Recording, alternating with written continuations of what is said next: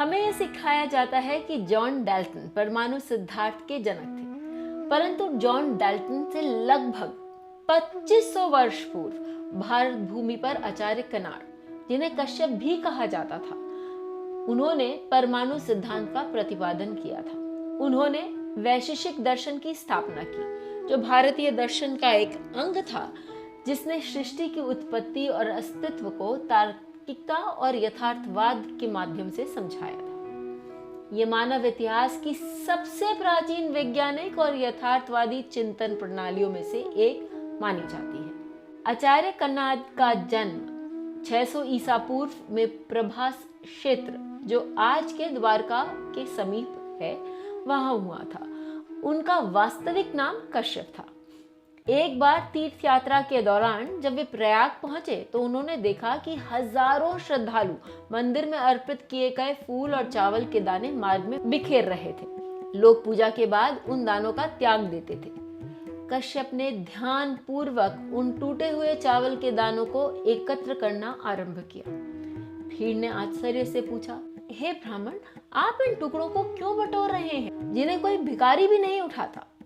कश्यप मुस्कुराए और बोले, एक एक चावल का दाना भले ही छोटा हो, परंतु अनेक दाने मिलकर एक भोजन बनाते हैं। अनेक भोजन मिलकर एक परिवार का पालन करते हैं और ऐसे ही अन्न से पूरा मानव समाज जीवित रहता है। इसलिए एक दाना भी उतना ही मूल्यवान है जितना इस संसार का सारा धन।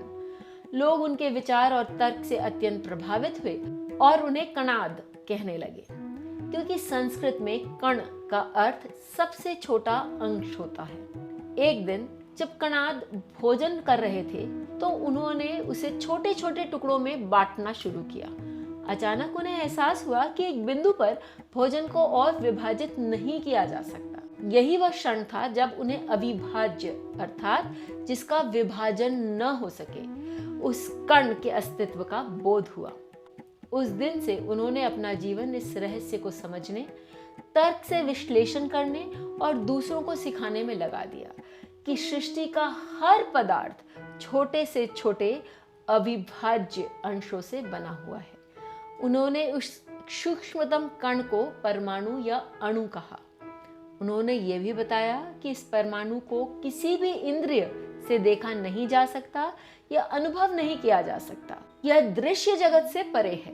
कणाद ने समझा कि ये अणु विभिन्न प्रकार से मिलकर पृथ्वी, जल, अग्नि, वायु, यहाँ तक कि वनस्पति और प्राणी सभी का निर्माण करते हैं। हर सृष्टि में एक नियम, एक छिपी हुई व्यवस्था है जो उसके अस्तित्व को संभालती है।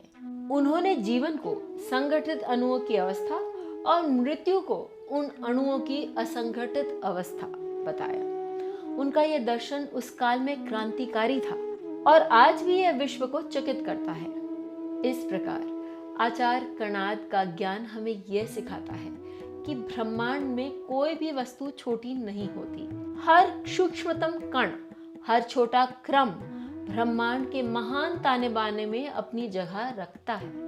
यही तो भारतीय दर्शन का सौंदर्य है, जहां एक चावल का दाना भी ब्रह्मांड के रहस्य की कुंजी बन जाता है।